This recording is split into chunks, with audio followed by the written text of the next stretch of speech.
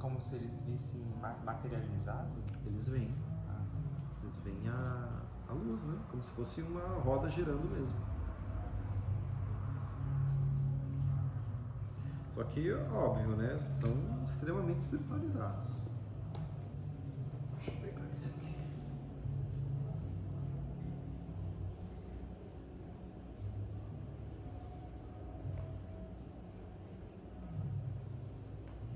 Vou chamar cada página do próximo. Aqui tem um exemplo.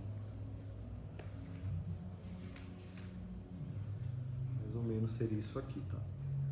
É claro que isso aqui é uma arte gráfica, né, da interpretação que fizeram, mas ele é mais ou menos assim. Então, aquilo que a gente vê como símbolo é chamado de yantras, são símbolos, né? Mas, digamos assim, o órgão mesmo, o chakra, ele é algo definido e cada um tem um formato, tem uma quantidade de pétalas. A gente fala pétalas, mas pode chamar raios, né? Enfim, à medida que vai subindo, vai aumentando o número de pétalas. Até aí, tranquilo? Você quer falar alguma coisa? Pode perguntar também, porque de repente. Tá. Eu só vou comentar uma coisa importante, que pelo menos para mim é importante, né? Muitas vezes quando a gente entra no universo holístico esotérico, eu tenho a sensação muitas vezes que as pessoas compreendem como uma forma assim imaginária ou de crença apenas, sabe? Como se fosse assim um romance, algo que a pessoa gosta porque é interessante, né? Agrada, explica muita coisa, mas você não consegue evidência. Então eu fico com essa sensação. Por quê que as pessoas muitas vezes não têm evidência ou não percebem? Porque a realidade dos chakras, a percepção mesmo visual, ela só vai existir no universo subjetivo. A gente não vai conseguir um equipamento que registre, né, essa imagem, tá? Porque a pessoa ela entra em um estado, digamos assim, alterado de consciência, que ela acaba enxergando uma realidade que não é material, né? Ela eleva o pensamento dela, na verdade ela sai do pensamento, ela eleva isso e capta coisas diferentes. Tá? Em que momentos que isso ocorre de uma forma, digamos assim, em São Paulo, né, última assim, nos rituais xamânicos, por exemplo, tá? Onde as pessoas fazem uso de algumas substâncias que ajudam a ela desconectar do seu cognitivo, do seu mental, e ajuda ela a entrar em contato com o seu eu interior, digamos assim, com o seu ser, com a sua essência. E quando isso acontece, ela se desliga um pouco, né, da realidade e acaba tendo outras percepções. Não é só visual, pode ser. Cada pessoa tem o seu formato, né? Pode ser visual, pode ser auditivo, pode ser de sensação, pode ser intuição, tem vários formatos. Cada pessoa nesse sentido é bem única, vamos chamar assim. O que a gente tem próximo do corpo astral são as projeções astrais. Não sei se vocês já ouviram falar. EQM, já ouviram falar? Experiência quase-morte? Já ouviram falar? São aqueles casos que a pessoa, vamos supor, caso hipotético, ela está numa mesa de cirurgia, tem uma parada cardíaca e a pessoa, ela relata depois, óbvio, né, que ela vê o corpo dela na maca, ela vê os profissionais atendendo, ela vê o cirurgião, ela vê o anestesista, ela vê pessoas que entraram, que quando ela estava lúcida ela não viu, ou seja, e depois ela faz esse relato. Então é isso, experiência quase-morte. A pessoa ter esse relato, só que aí, obviamente, ela voltou e relatou, né? Inclusive tem casos de pessoas que não são, digamos assim, são da própria área de saúde, né? Tem um relato de um neurocirurgião que que ele relatou isso, essa experiência. Então a gente vê um perfil extremamente científico que faz esse tipo de relato. Só que fica naquela, a gente tem centenas de relatos assim, né, na verdade. Só que é subjetivo. Como é que você vai controlar? Em alguns casos acontece isso. A pessoa dizer, olha, eu vi que entrou 3 profissionais. As pessoas, nossa, como é que você sabe que tinha 2, entraram mais 3, como que você sabe disso? E a pessoa relata depois. Então fica uma coisa muito incerta, muito... Peraí, chegou no limite, né? A ciência não consegue identificar, então o que ela faz? Ela coloca na caixinha e deixa lá. Ou para os racionais extremos, incrédulos, fala, não, isso aí é cognitivo e a pessoa, de alguma forma, está no subconsciente dela, ela passou isso adiante. Mas não é, né? Na verdade. E essas projeções astrais, eu estou abordando esse tema para a gente, digamos assim, ter um pouco desse entendimento de que é real, é perceptível, mas exige um trabalho, uma busca ou um dom que a pessoa já veio assim, né? Às vezes é até inconveniente, ela vem com essa mediunidade muitas vezes e não consegue lidar, também tem muito isso. Então, é subjetivo. Na projeção astral, todos nós fazemos projeções astrais, tá? Todos os dias, basicamente. É aquele momento que, principalmente do sono profundo, aquele chamado sono REM, a gente apaga mesmo, apagou. Ali você tá, o corpo físico está processando realmente o que ele precisa de essencial. É o melhor sono que existe. Nesse momento, seu corpo astral é projetado, ele sai e vai para a dimensão que você está vibrando. Tá? Por isso que é interessante bons hábitos, né? Antes da pessoa dormir, assim, ela pode até assistir um filme de terror. Desde que ela não entenda que aquilo é verdade, que é uma ficção, ela acredita que está tudo bem. Eu fico perturbada, não posso assistir isso. Mas se a pessoa entra muito no roteiro, ela, opa, peraí. É complicado. É complicado depois, tá? Porque o corpo, você está vibrando isso, aí o seu corpo sai, ele vai ser atraído para essa mesma dimensão de pensamento, de energia. Então não é muito indicado nesses casos. Agora, se a pessoa fala, não, isso aí é só roteiro, é só ficção, tudo bem, tá tudo bem, aí ok, né? Mas tem que ter esse discernimento. Não só isso, como outras coisas também, né? Alguns vícios, alguns maus hábitos.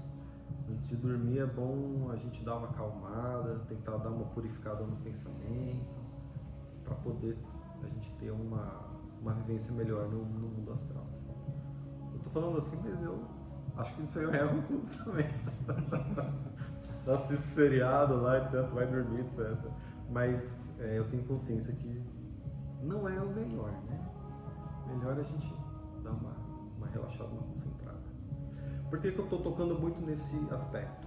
Essas pessoas que já tiveram projeção e têm consciência disso, elas sabem que a coisa é real, ou seja, a pessoa sai desse universo material e ela, com a consciência dela, acessa o universo astral.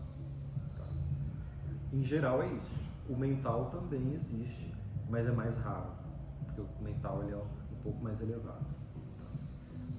Então, quando a pessoa está nesse universo astral, ela percebe o seguinte: opa, peraí, então não tem só o físico, eu existo também no astral. Eu sei disso, a pessoa sabe. Ela sabe que não é um sonho. Por que ela sabe que não é um sonho? Porque durante a vivência, ela tem a escolha, o arbítrio. Ela fala, por exemplo, ela teve uma projeção astral na casa dela. Ela fala, eu vou até a cozinha. Ela vai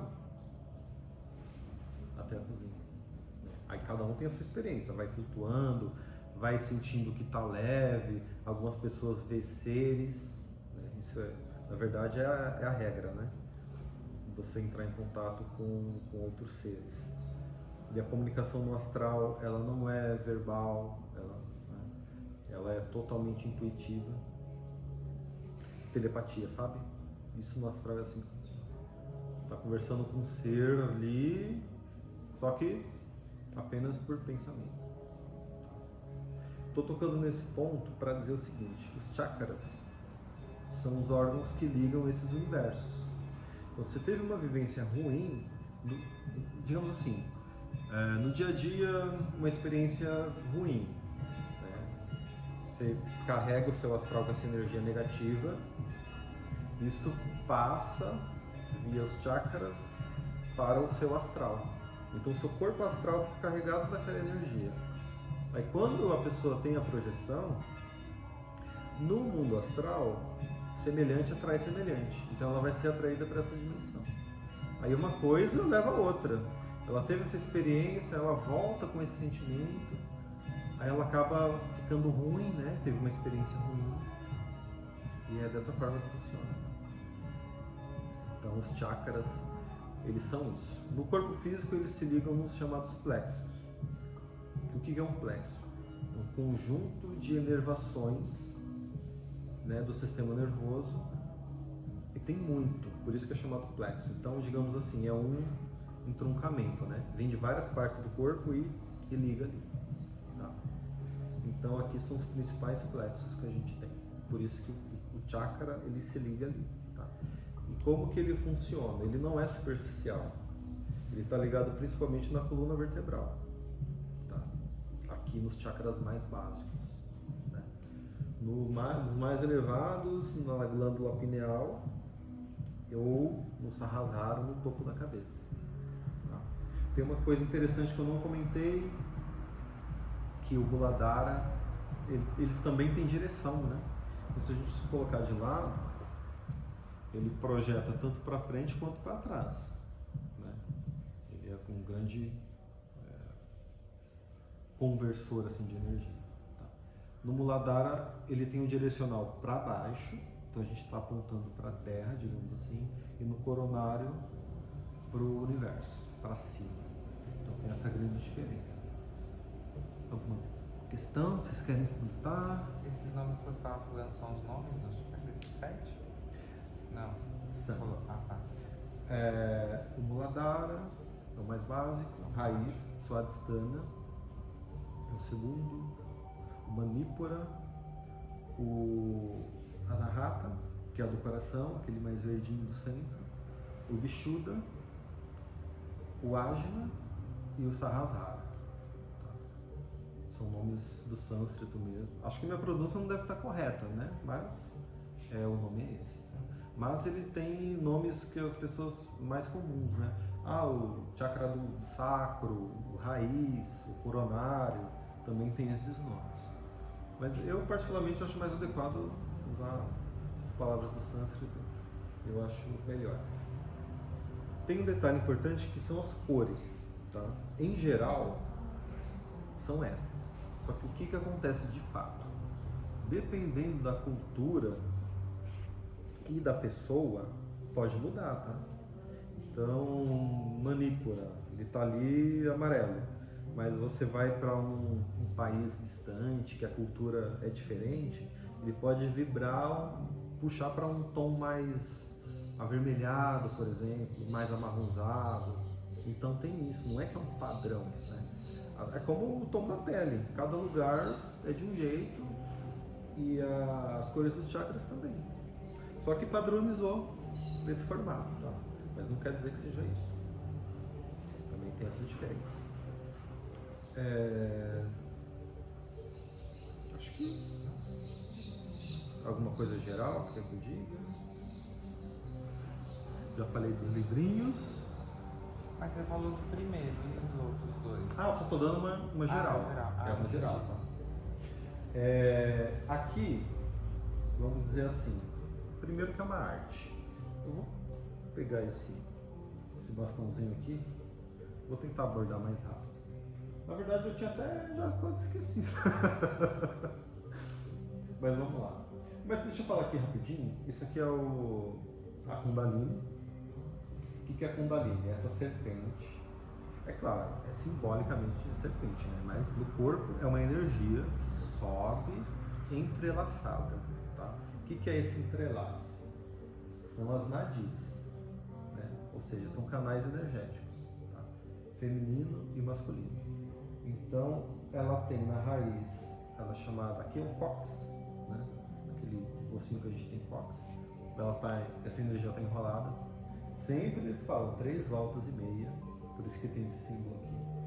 E aí ela sobe até o Ajna, tá? Tá lá no topo. Então, são essas energias. E tem uma aqui no centro que é o Sushumna. Está bem no centro da coluna vertebral. São as 3 nadis mais importantes do corpo. Tá? É aquela questão das narinas. Vocês já ouviram falar em Ida e Pingala?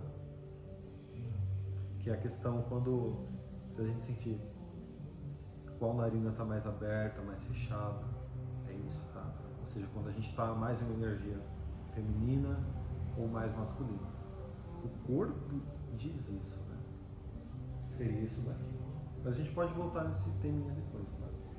Essa questão aqui do central, aí eu vou passar um pouco da minha percepção, se vocês quiserem comentando, fiquem à vontade. Primeiro, é uma arte. E o artista, eu acho que o cara é muito bom, porque é sensacional. E o que seria isso? Primeiro que está dizendo que vou interpretando, vocês vão, se quiserem ir perguntando, tá? A árvore, isso aqui é uma árvore, né? Raízes, o caule, né? O tronco e a copa. Tá? Isso aqui equivale ao corpo humano. Tá?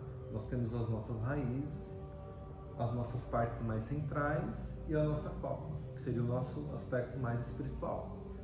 O que é interessante, que chama atenção, é que a árvore ela não existe sozinha, existe uma floresta, né?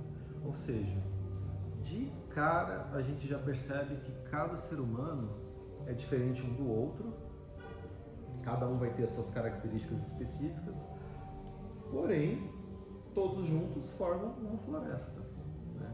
Só que seria equivalente a uma sociedade, né? A uma família, à humanidade. Por que isso é interessante a gente comentar? Muitas vezes a gente tem, principalmente quando a gente está no manipura, a gente está no ego, né? A gente tem aquela sensação de que não, minha doutrina ou meu ego, eu é que sei, sabe aquela coisa que não é assim. Pessoas que são muito nesse sentido, é porque a pessoa não está enxergando que os outros são diferentes, né? Ele não percebe isso, ele está muito preso no próprio racional. E ele tende a querer padronizar as coisas. Só que na natureza tem cada coisa tem a sua peculiaridade, né? Vamos chamar assim. Até aí, tranquilo? Vocês querem comentar alguma coisa? Tá. Então falar basicamente isso daqui, eu não tenho certeza, esse pontinho amarelo, mas para mim seria a semente da árvore. Tá? Ou seja, tudo isso aqui existe aqui em potencial, né? A árvore inteira já existe aqui, só que apenas em potência. Isso é muito interessante. Seria o equivalente a nós, né? Quando a gente era apenas ali no comecinho, né? Então, toda a nossa genética ali, só que em potencial, ainda não somos nós. Só que no universo da potencialidade já existimos. Isso é muito interessante. Bom, então aqui é o raiz. O que seria o raiz? Seria a nossa conexão com o físico, com a terra. Por isso que hoje em dia a gente tem tanto problema, digamos, de falta de vitalidade, sabe, aquela indisposição, tudo isso acontece porque a gente perdeu contato com o natural, né? Com a terra, digamos assim. Principalmente, assim, a população brasileira, digamos, metade mora em centro urbano, metade